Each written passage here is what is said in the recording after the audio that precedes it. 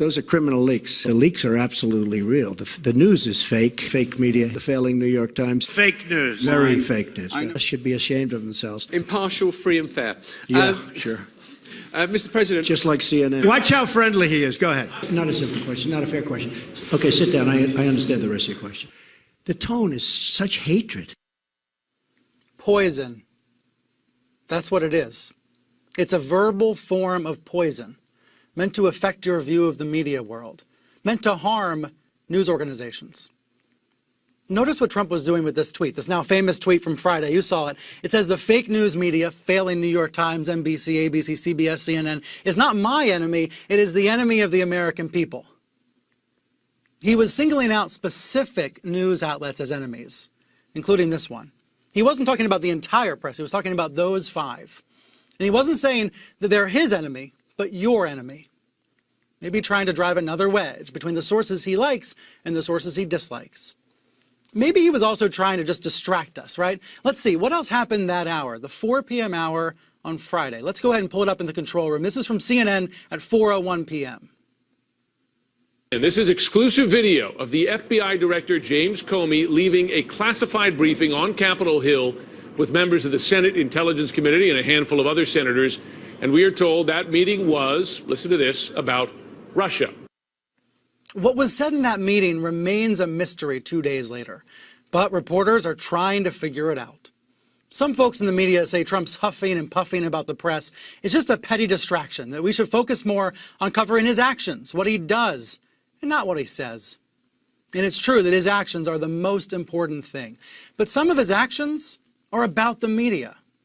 Appointing aides who condemn the press, holding news conferences to complain about the coverage for an hour and 15 minutes, and carefully composing tweets in response to what he sees on TV. Those are his actions. These actions and these words matter. His words inspire many people, but they instill fear in many others. His words are what won him the election. Words like crooked and build a wall. Now his words like fake news are part of a never-ending campaign. I would describe those words as poison. So we're going to take his words and actions seriously here and discuss the consequences. Looking back at history, recent history, there's only one president who so vehemently called the press an enemy. It happened in secret. We're going to be around how live our enemies. And also, never forget, the press is the enemy. The press is the enemy. The press is the enemy. A number of veteran journalists have told me they see parallels to Richard Nixon right now.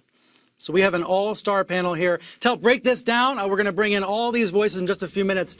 But when it comes to comparisons to Nixon, there's one expert I must start with right there in the top, Carl Bernstein, CNN political analyst, one half of the famed Woodward and Bernstein team that broke Watergate wide open. Carl, Nixonian, is that appropriate? Is it a fair comparison to make 30 days into Trump's presidency? Trump's attacks on the American press as enemies of the American people are more treacherous than Richard Nixon's attacks on the press. Nixon's attacks on the press were largely in private. There's a history of what enemy of the people that phrase means as used by dictators and authoritarians, including Stalin, including Hitler, and I'm not about to say anything about comparing Hitler and Trump, but it's a demagogue's statement. And we live in a time now when there is no civic consensus in this country, like there was at the time of Watergate, about acceptable presidential conduct.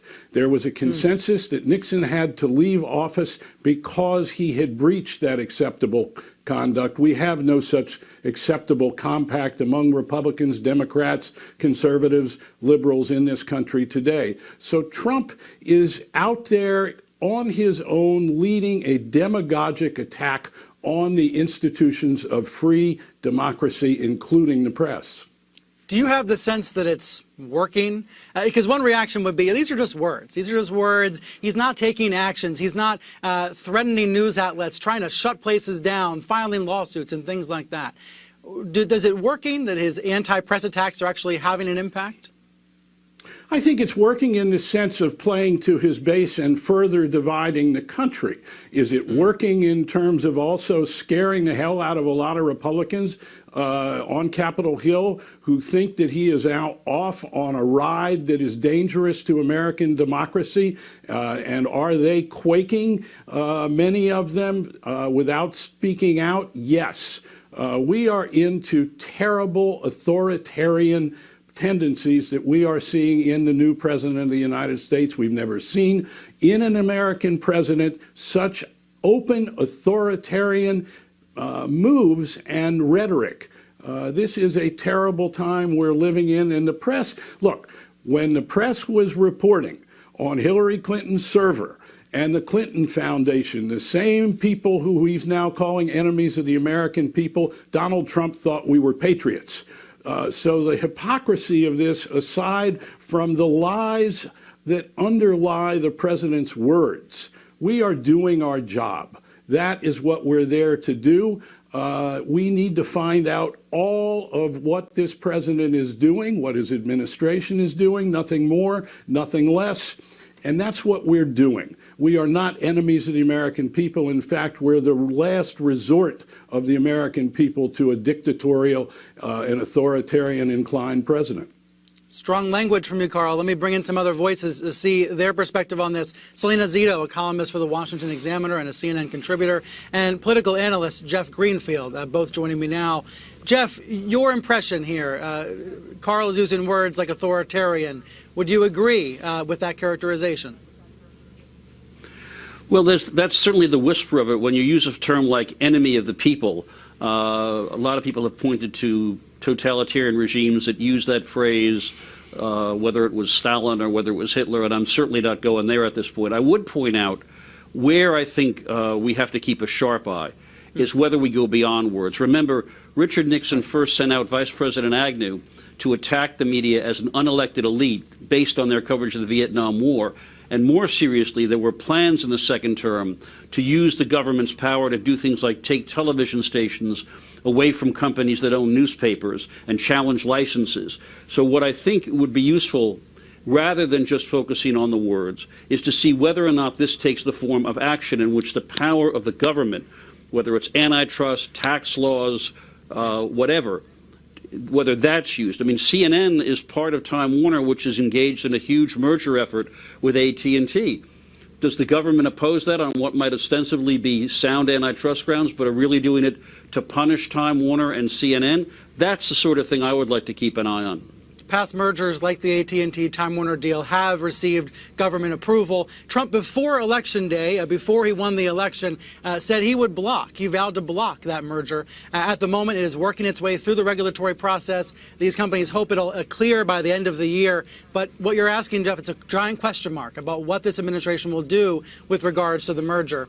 It strikes me as something I've been saying privately, and I haven't said it on television. I think I probably should, which is that as journalists, I think we need to think about how bad it could get for the news media, meaning we shouldn't have a failure of imagination here. I hope that this administration does not go down the road of blocking licenses or auditing journalists and things like that. But we need to know what's possible and imagine what's possible and prepare for it. And certainly media lawyers are doing that. Selena, let me bring into this conversation. You were writing on Friday about Trump's enemies tweet. I want to make sure we're not going overboard, overreacting to what the president's posting on Twitter. So how did you interpret it? Well, I think we have two things going on. To Carl's point about is it penetrating into the American public, I can remember in Ambridge, in my own backyard in Pennsylvania, covering a Trump event.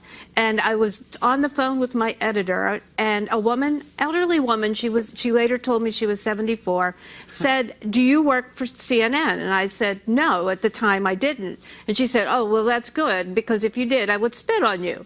I was like, what?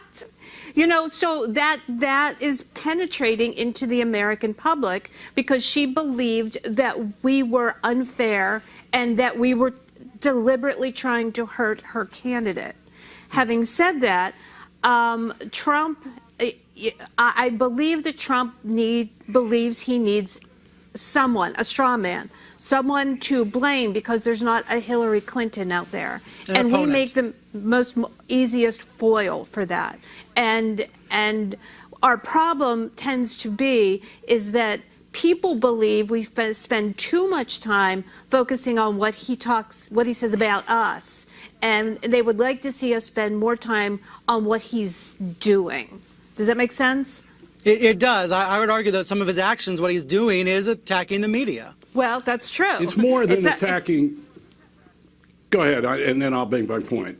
Well, I mean, we're caught in a really bad position as in the way that I see it. We are not the enemies. We work very hard to bring the truth to the people. The people need a free press. It's a vibrant part of a democracy. Carl? Look, Trump is an enemy of the truth. That is what we know from his presidency thus far. He's not interested in the truth. He's not interested in the best obtainable version of the truth, which is what real journalism and reporting is. He's not interested in a fact-based debate. And what we are seeing already are actions at intimidating the press, which means the people lose, and intimidating those in the American government who talk to the press. We already, as in the Nixon years, are watching Trump initiate a leak investigation of draconian threats that's already underway. That is the threat to the American people. We don't need in the press to be self-centered about attacks on us. Yeah. We need to be, all of us, focused on attacks on the First Amendment, on the Constitution, free press, and how it reaches the people, especially when we have an authoritarian president who seems not to understand the Constitution. Nixon understood the Constitution. This To tell you what, president does not. Carl, you set up my tease perfectly. We're going to talk leaks.